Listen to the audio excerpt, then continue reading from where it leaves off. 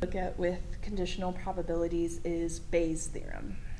Bayes' theorem is this big formula that you'll see in the book that is a way to find different conditional probabilities when it kind of looks like we don't have enough information. What we're going to do here is kind of break it down, see what probabilities we have, and instead of using the formula in the book, which is a great formula, I'm going to show you how to create a tree diagram, which actually makes the calculation a little easier to see. First, let's see what information we have. So a national survey of bank customers finds that 40% are younger than 50 years old. So we're going to have this group of younger than 50 years old. Let's call them just Y. Y for younger. Of those younger than 50, 5 of 8 conduct their banking online. So we're also going to have this idea of banking online, and I'll just use B for that notation. So we have this younger group and banking online. For older than 50, let's call that the complement of Y. So that's just not younger than 50 is the older than 50 group. Only 1 of 12 bank online. So we're going to draw a tree diagram, and then we want to find what is the probability that a person is younger than 50 given that they use banking online. So with our notation, let's put together the values that we actually have. So from the first sentence, probability of, they're just all of the bank customers, probability of being younger than 50, so this probability of Y is this 40%, so 0.4. With all of our calculations in this course, it's easier to work with the decimals. Then, of those younger than 50, 5 of 8 conduct their banking online. So what this tells us is that this probability of banking online, given that they're younger than 50, is 5 out of 8. So it's because of those younger than 50, so we're only looking at that group. So the younger group is what's limiting our sample size. And then from that, we're looking for the probability of banking online. And that's going to be a 0.625.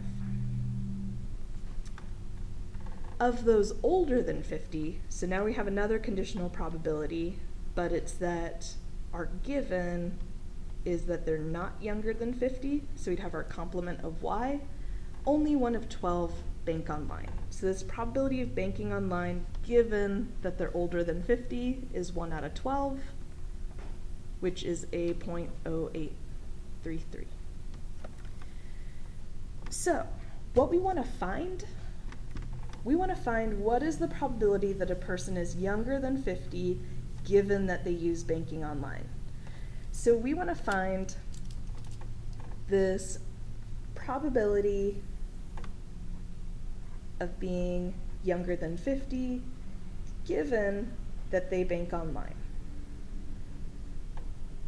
which comes from the calculation of taking the probability of being younger than 50 and banking online out of just the probability of banking online. So this is what we want to find.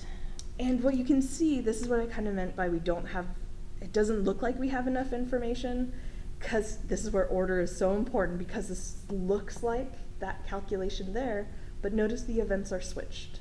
The order of our knowledge is kind of changed. It's that here we know they're younger, here we know they're banking on. So we want to find this information. And the easiest way to do this is to put together a tree diagram. So with the tree diagram, you start with kind of 2 branches. And when you think about your 2 branches, what you want to think about is you're going to have kind of this single probability. So notice we have all these conditional, but we do have this probability of just being younger. This is going to be our first branch. We're going to have this branch of those that are younger than 50.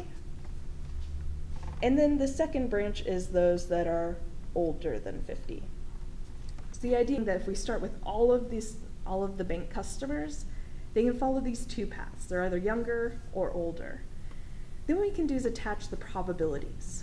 The probability of being younger than 50, they told us was 0.4. Then what you have here is the probability of being older. Well, our complement rule says we take 1 minus 0.4. So really we have this 60% chance of going down that branch there. Then, once we separate by age, there's another split of branches that we can go through. The idea of, do they bank online or do they not bank online? So that'll split for our younger and for the older. They bank online or they don't bank online. So this branch here, if this is them banking online, this would be the probability of banking online given that they're younger than 50. So we're following this younger path and then banking online such that this has already occurred, and now we're just looking for the probability of banking online, which they told us was that 0.625. Then this other branch will be the idea of the probability of not banking online given that they're younger than 50. And when you have these branches, so we have the split of 2 branches, they should always add up to 1. So this is just the opposite of that 0.625. So we take 1 minus 0.625 and get a 0.375. So this is covering the younger group and how they can bank online or not bank online. Then we want to do the same thing for our older group. They're part of this older group. So we want to look at this probability of banking online given that they're older than 50, which we found that as 0.0833. And then here would be the probability of not banking online given that they're older than 50. And again, these have to add up to 1, so 1 minus that 0.0833, which is a 0.9167. So here we have our branches and we can see our different pieces. So what we want to bring through is this multiplication that occurs. If we multiply down this line, this would give us the probability of being young and banking online. Because remember our multiplication rule that we talked about? If you're looking for the probability of some event and another, given that they're not independent, you take the probability of the first event times the probability of our second event given the first one has occurred. And sorry, I switched those letters around. A, B given A. Started connecting it to our one down below.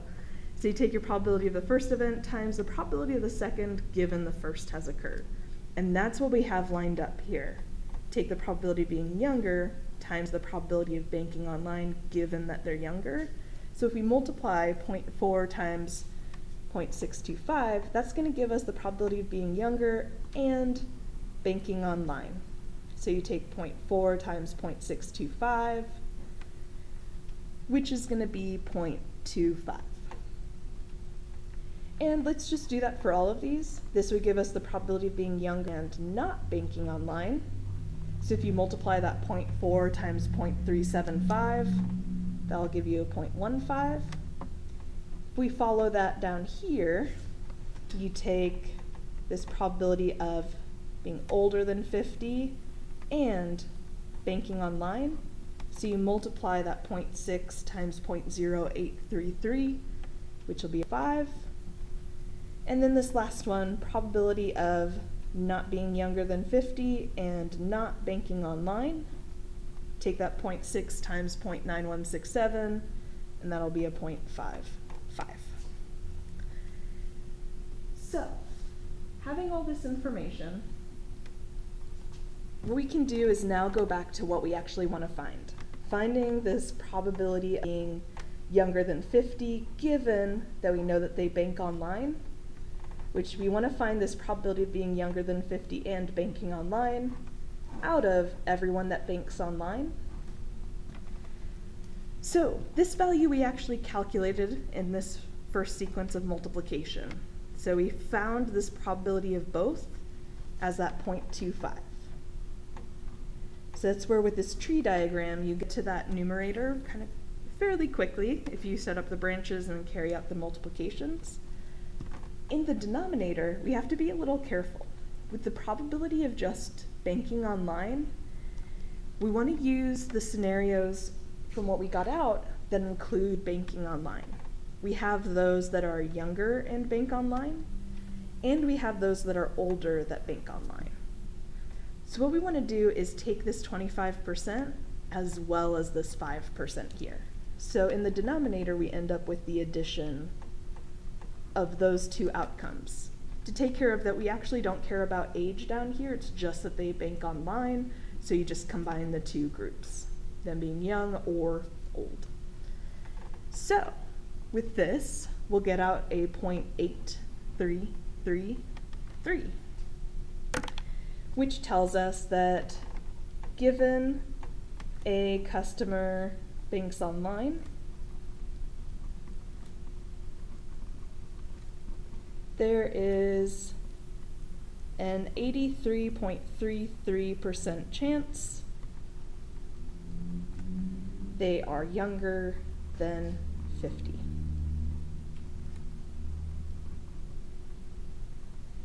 And this is a way to use Bayes' theorem. However, you can see the formula in the book, the same calculation comes through. It's just with the tree diagram, you can organize those values a little easier.